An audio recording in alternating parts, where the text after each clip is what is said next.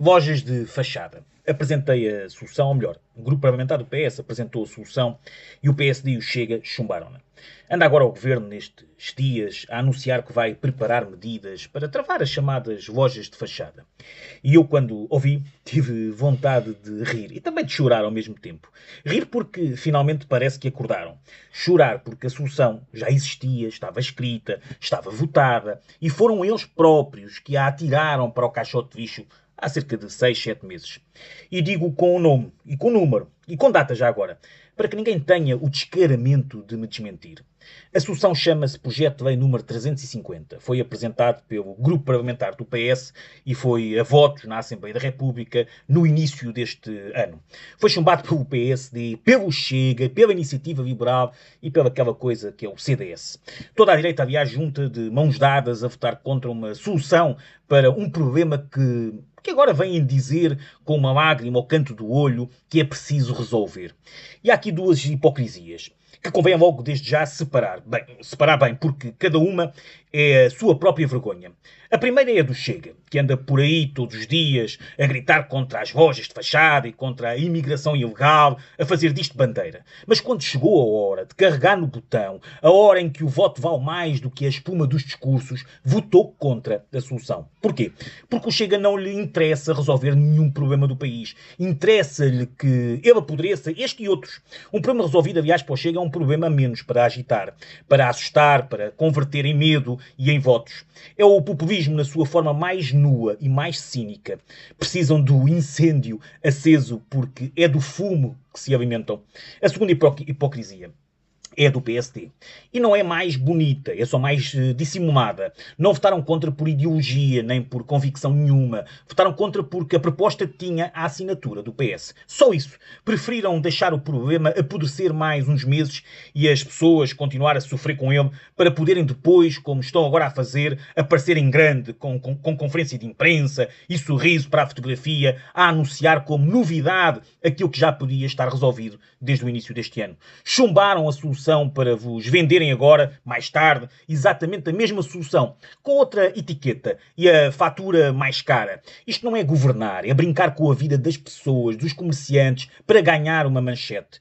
E eu não falo disto de repente, nem por conveniência de calendário. Falo há anos disto e quem me segue sabe, vários vídeos que aqui publiquei já, quando não me lembro de mais nenhum partido pegar, aliás, no tema. O PSD nem abria a boca sobre isto. E falo não só como deputado, mas também como presidente de uma junta de freguesia que tem uma parte da sua terra que sempre foi um centro comercial a céu aberto, vivo e que começou a perder a alma por causa desta desregulação.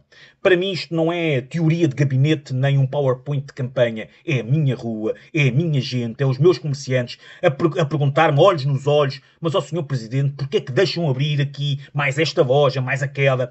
E aqui está o esclarecimento mais importante, aquele que estes senhores nunca vos vão dizer.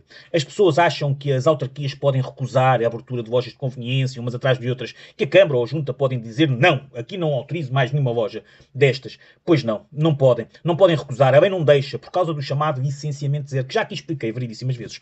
Qualquer um preenche um formulário online e abre, e a autarquia, mesmo vendo perfeitamente que aquilo vai matar a rua, fica de mãos atadas. Só pode ir verificar depois, com o problema já lá dentro. É a lógica ao contrário. Primeiro deixa-se acontecer, depois finge-se remediar. E quer ser justo, que é como gosto de fazer política. O licenciamento zero, no seu tempo, foi uma boa ideia. Simplificou, acabou com burocracia inútil, ajudou a economia. Nunca fui contra esse princípio. O problema não é a simplificação. É que a realidade mudou, as cidades mudaram e a lei ficou parada no tempo. O que era simplificar tornou-se, na prática, desresponsabilizar. E deixar as autarquias de mãos atadas enquanto as ruas se afundam não é liberdade económica nenhuma. É abandono. Vejam o que isto provoca. Primeiro, a morte das ruas comerciais. Numa artéria com 30 lojas, por exemplo, não podemos ter metade a serem barbearias ou 70% a serem lojas de conveniência, todas iguais, porta sim, porta sim. Uma rua assim perde a diversidade, perde a vida e morre de pé. Uma cidade precisa de comércio variado, não de tudo igual até enjoar.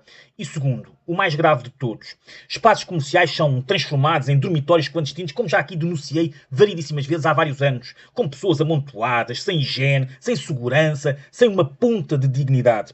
E aqui quer ser cristalino, porque é onde os oportunistas sempre tentam torcer o que digo. Isto não é uma questão de nacionalidade. A linha que divide isto não passa entre portugueses e estrangeiros.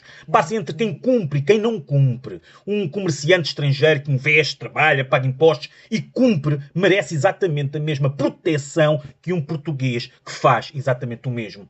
E quem abusa deve ser fiscalizado e travado, seja ele de onde for, de que tenha ele a nacionalidade que tiver. Aliás, a falta de fiscalização é uma tremenda injustiça para com os próprios migrantes. Quem acaba a dormir amontoado numa loja, sem condições, não está a ser acolhido, está a ser explorado na posição mais frágil de toda a cadeia.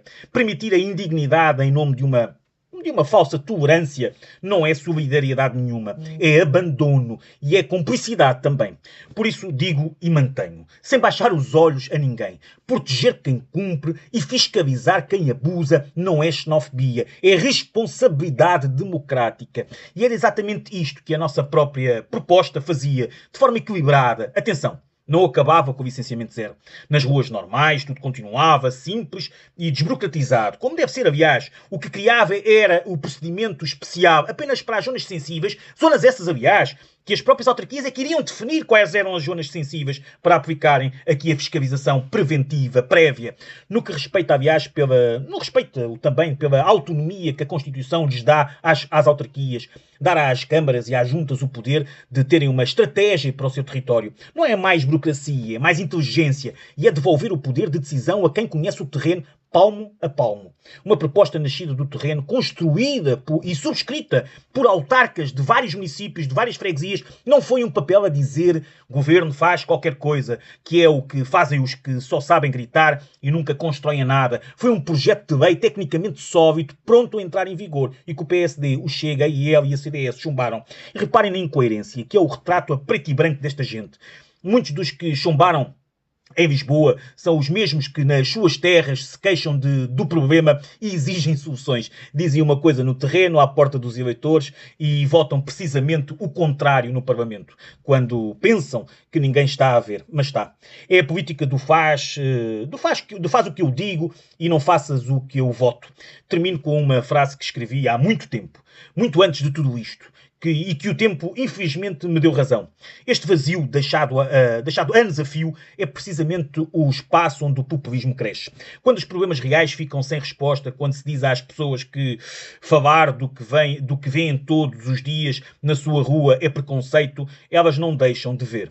Deixam é de confiar em quem lhes diz que o problema não existe e acabam nos braços de quem vive de o agitar sem nunca mexer uma palha para o resolver.